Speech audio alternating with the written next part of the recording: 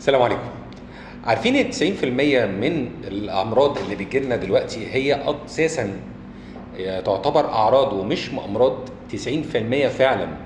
تعالوا بقى النهارده اقول لكم واجيب لكم الزتونه واعرفكم ان انتم ممكن باكلكم وشويه تظبيطات تعملوها في حياتكم العامه هتفرق معاكم كتير قوي وهتحسوا بفرق جميل جدا في صحتكم.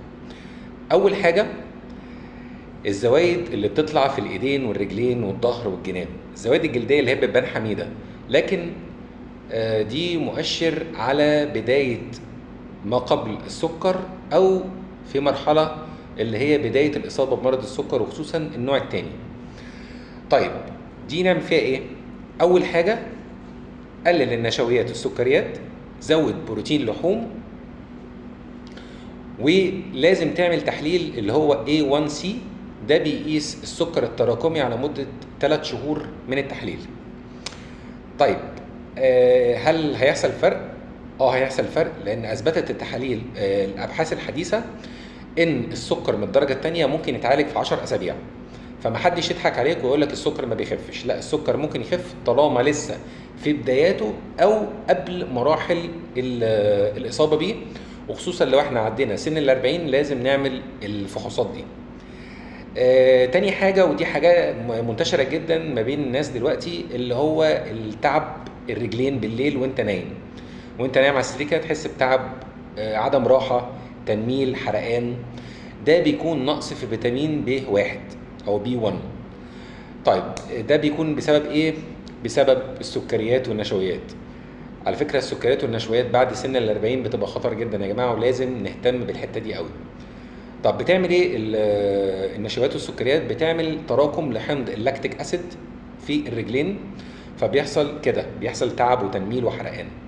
طب نعالجه ازاي؟ ناخد فيتامين B1 بشكل كيماوي، لو تقدر تاخده بشكل طبيعي طبعا يبقى احسن.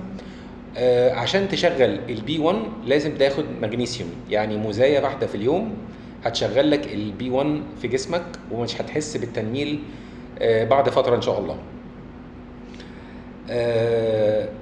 يا ريت يا جماعه اللي ما عملش اشتراك في القناه ينزل يعمل اشتراك في القناه عشان يوصلوا كل جديد.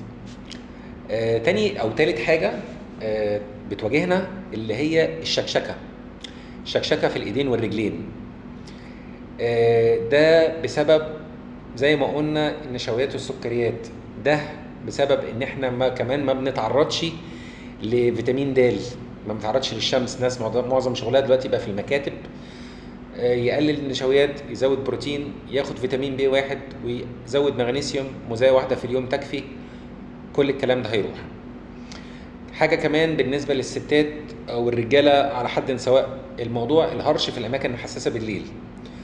الهرش في الاماكن الحساسة بالليل ده بسبب الفطريات اللي احنا بناخد لها يعني خطأ، او طبعا بسبب الطب. طبعا المضادات الحيويه زي ما بتقتل الفطريات الضاره، فهي بتقتل الفطريات النافعه اللي بتحارب الفطريات الضاره. فبيحصل ان هي يعني بنقتل النافع والضار مع بعض، وبرضه بنفضل نستمر في نفس الحاجه اللي احنا بنعملها، اللي هي ايه؟ ان اي فطريات بتتغذى على السكر.